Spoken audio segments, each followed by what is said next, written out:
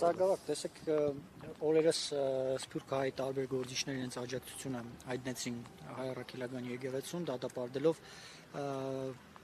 Փաշինյանի եւ իր թիմի գործողությունները ընդդեմ եկեղեցու, հալածանքներ որակում տվեցին, դրանից հետո երեկոյան Նիկոլ Փաշինյանը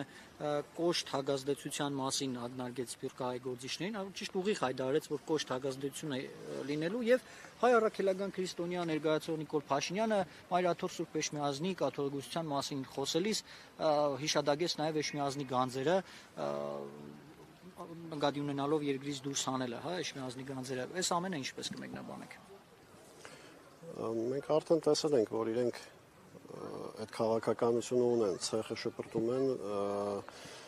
առանց մտածելու փորձում են պարզապես իրենց նպատակը ցեխոտելն է, էլի։ Եթե իրենք կոնկրետ նմանատիպ փաստերով ինչ-որ բան ունենային, վստահ եմ շուտվանից քրգործել կլիներ ու այդ դրա շուրջ մեծ դրոշակներով ինչ-որ գործողություններ կկազմակերպեին։ Դրանք բոլորը անհիմն խոսքեր են, արտահայտություններ են եւ ակնկալություն